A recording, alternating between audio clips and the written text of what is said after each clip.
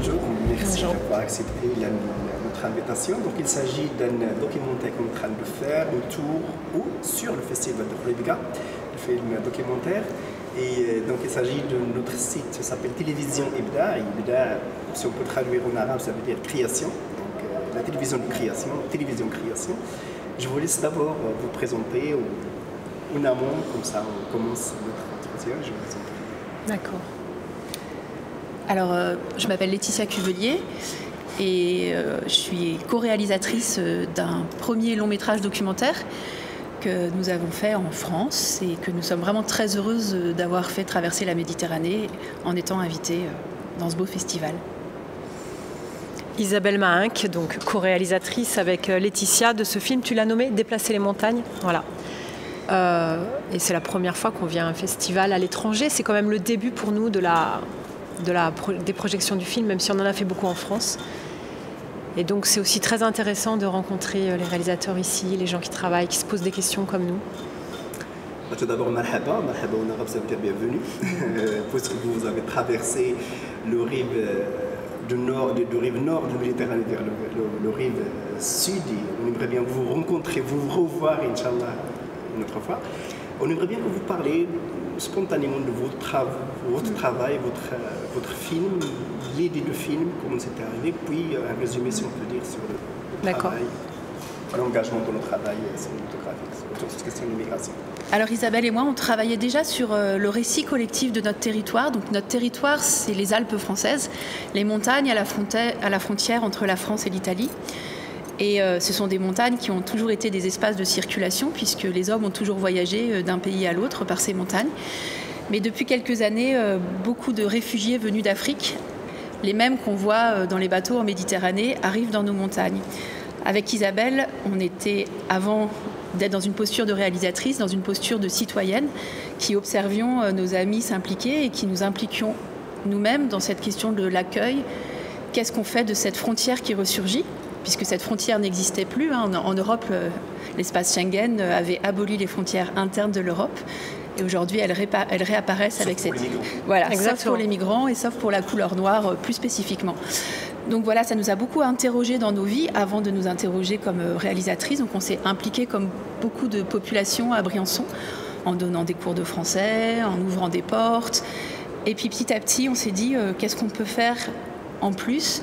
Et là, on a voulu garder une trace et ouvrir un espace de parole pour que les gens puissent raconter cette expérience de la rencontre, cette expérience du traumatisme, d'être un rescapé, mais aussi de comment c'est possible encore d'agir malgré les lois répressives de l'Europe. Donc, l'image est arrivée pour mieux faire comprendre la problématique de passer une frontière qui est légale et pour les blancs citoyens, je m'excuse pour le nom, pour dire, en comparaison avec la peau noire, donc l'image elle est là pour documenter, pour archiver, pour témoigner. C'était peut-être une façon de chercher à comprendre ce qui se passe, de prendre aussi notre place dans cette histoire et d'apporter quelque chose, parce que ça fait du bien de pouvoir faire quelque chose, plutôt que d'avoir les bras ballants et d'être impuissant. On avait envie de montrer que cette histoire, que ces personnes qui arrivent, elles apportent quelque chose. Elles ont transformé notre territoire, ça change des choses dans nos vies, mais ce n'est pas un problème, c'est aussi une richesse. Ils amènent plein de choses. Et ça, on le vivait vraiment, on était bouleversés et on voulait le partager. On voulait que les gens qui voient le film puissent avoir envie de les rencontrer, au lieu de se dire « oh là là, qu'est-ce qu'on va faire ?» qu'ils aient envie d'aller vers eux, de les connaître et de se rendre compte que c'est des personnes pleines de richesses, qui ont plein de choses à apporter. Et que ça nous a secoués dans nos petites routines, dans nos vies quotidiennes. Alors effectivement, le film, c'est quand même un outil, le documentaire, c'est quand même un outil qui est particulièrement adapté pour faire passer quelque chose, qui permet après de discuter. Et dans la façon dont on l'a construit, on avait envie de laisser le temps aux spectateurs de réfléchir. Il y a des moments de silence. On laisse le temps aux personnes de parler, de dérouler leurs pensées, de réfléchir. C'est un film assez introspectif, où chacun se questionne lui-même. C'est pas un film qui explique, qui dit ce qu'il faut penser. Et on avait envie que la personne qui regarde le film puisse, à son tour, se questionner et ressentir les choses. Voilà, ressentir. Aujourd'hui, en fait, le film documentaire en général prend une place importante parce que sans rentrer dans le débat, est-ce que le film documentaire reflète la réalité? Qu'est-ce que c'est que le réel vis-à-vis de l'image? Qu'est-ce que c'est que capter une situation sociale à travers l'image dans le cadre de film documentaire? Mais on aimerait bien quand même que vous dites votre expérience, pourquoi ce choix de ce type de film documentaire et qu'est-ce que peut apporter à une thématique qui est quand même un peu sensible dans toute l'Europe. On parle de quotas, on parle de l'accueil, on parle de la responsabilité de chaque pays. Mais le film, il est là et les documentaires. Quelle est la valeur ajoutée de ce film documentaire? Alors la question de l'image, déjà, elle permet de parler à beaucoup de monde et de ne pas parler à la place d'eux. On peut laisser des individus se penser eux-mêmes et parler.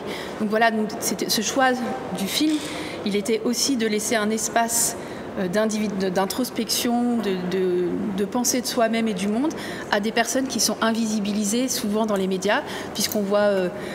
on parle de chiffres, on parle de population, de nombre de morts, de nombre d'entrées illégales, mais on parle peu de personnes qui se pensent, qui ont eu une enfance, qui ont eu un cheminement, qui ont eu des souffrances, qui ont aussi des espoirs. Donc voilà. Et nous, on voulait pas d'un film explicatif pour dire aux personnes ce qu'elles doivent penser. Et le format documentaire, c'est une telle liberté aujourd'hui qu'on peut tout faire en fait. Et on a choisi d'écouter ceux qui accueillent, simplement, qui font ce geste d'humanité essentiel qui est celui de l'hospitalité, qui est fondateur finalement de notre manière de vivre ensemble. Là, on le vit très fort en étant au Maroc. On arrive quelque part, on nous offre un thé. Et finalement, les personnes qui arrivent, l'étranger qui arrive dans notre vallée, dans notre ville ou notre village, c'est aussi ce geste simple de l'hospitalité. Et on voulait faire parler ces gens qui ont ouvert spontanément leurs portes et les personnes qui sont arrivées. Et ce que la rencontre provoque dans nos trajectoires individuelles. Donc sortir aussi de cette image politique voilà. Le film est politique parfois parce que les personnes disent, mais il est aussi choral et chaque personne apporte son propre regard.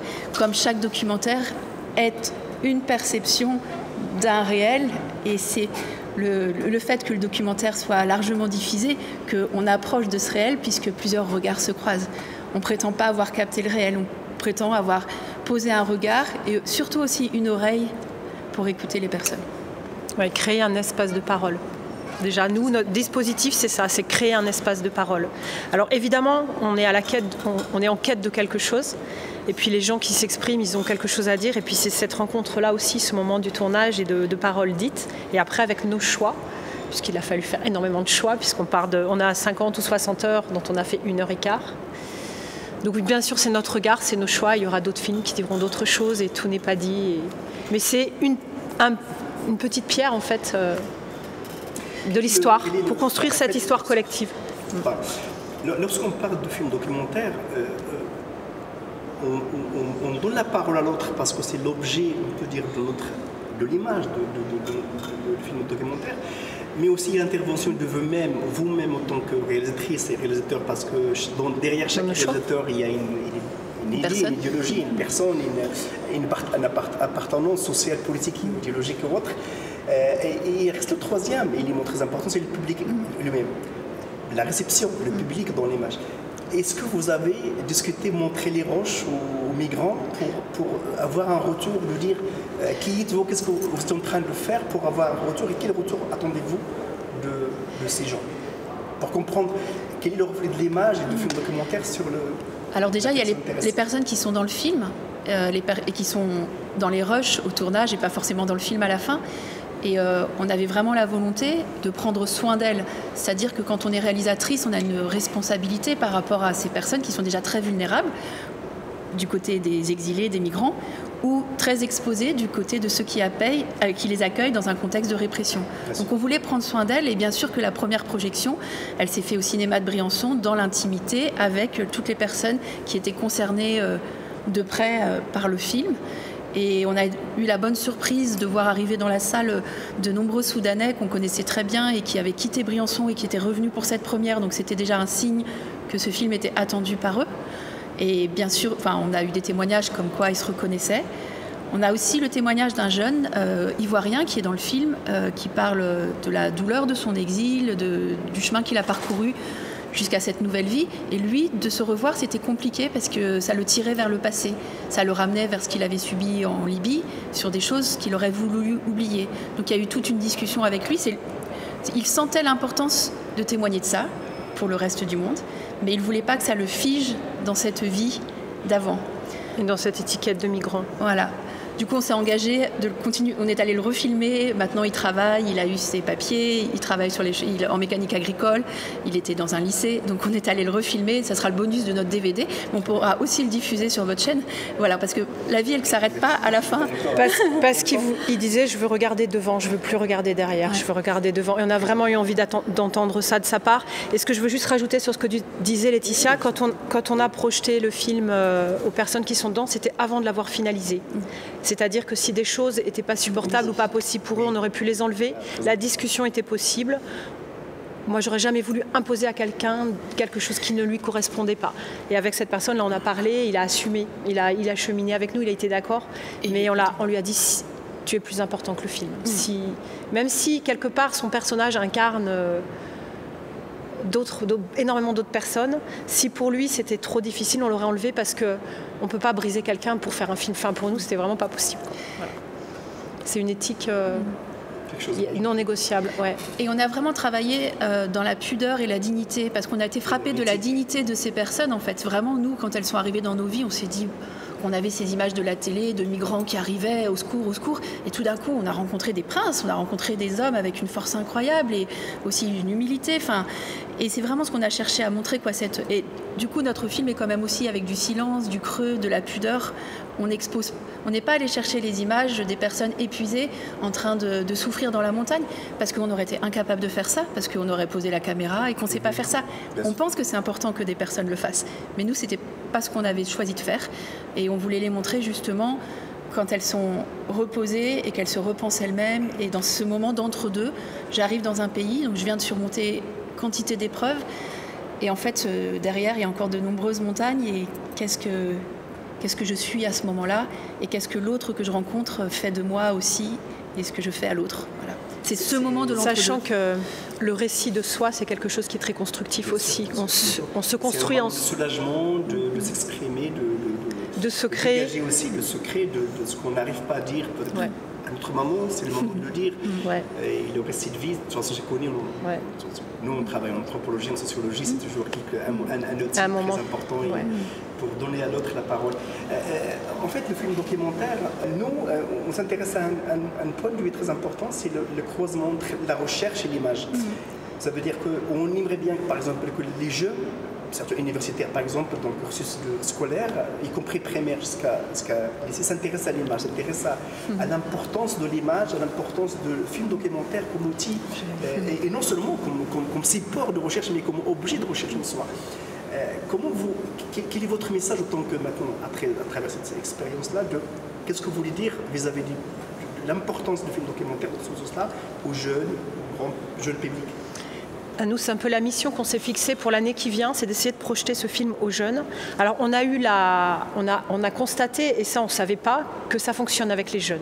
C'est un film qui est long, qui prend le temps, où il y a des plans qui durent longtemps. Et on a fait les premières projections scolaires en se disant, est-ce que ça va passer, est-ce que ça ne va pas passer? On avait peut-être des a priori sur le zapping, les habitudes. Et en fait, alors il y avait des lycéens, donc 15-18 ans, mais il y a eu aussi des classes de 4e, ils ont plutôt 13 ans. Il y a eu une salle, une fois, moi j'étais dans une salle, il y avait 5 classes de 4e, donc 130 jeunes de 14-15 ans, 13 ans. Et en fait, ils ont vraiment écouté. Et après, ils ont vraiment applaudi. J'en revenais pas, et ils nous ont bombardé de questions, et des questions mais fraîches, spontanées. Qu'est-ce que ça leur a fait de témoigner? Qu'est-ce que ça vous a fait à vous de faire ce film? Des vraies questions. Et du coup, ça nous a donné le courage, comme dirait Ali. On s'est dit, on va vraiment essayer d'aller projeter ce film dans les lycées et collèges, et cette année, on va s'atteler à cette tâche-là. Et puis c'est aussi ce qu'on se dit pour faire bouger l'opinion, pour faire déplacer les regards, il faut travailler avec les jeunes. Il faut travailler avec les jeunes. Et pour aller vers les gens qui sont non convaincus, parce que sinon les gens qui viennent voir le film, c'est ceux qui sont déjà sensibles au sujet. Et là c'est une façon d'aller vers d'autres personnes. Et c'est vraiment important. Et le premier festival dans lequel on a été sélectionné, c'était beaucoup plus proche que celui-ci. C'était en Lorraine. Et il y avait un jury lycéen et qui nous a accordé, les lycéens nous ont accordé le prix des lycéens. On a eu aussi le grand prix, mais on a été très touchés par le prix des lycéens qui nous ont dit on aimerait que ce film soit vu à 20h par tous les Français pour qu'on comprenne ce qu'il y a derrière les autres images. Parce qu'en fait, c'est ça, c'est vraiment... il y a l'image globale de la circulation des hommes dans le monde, et puis il y a une histoire individuelle. Donc c'était très beau pour nous d'avoir ces jeunes qui nous ont renvoyé ça de notre film.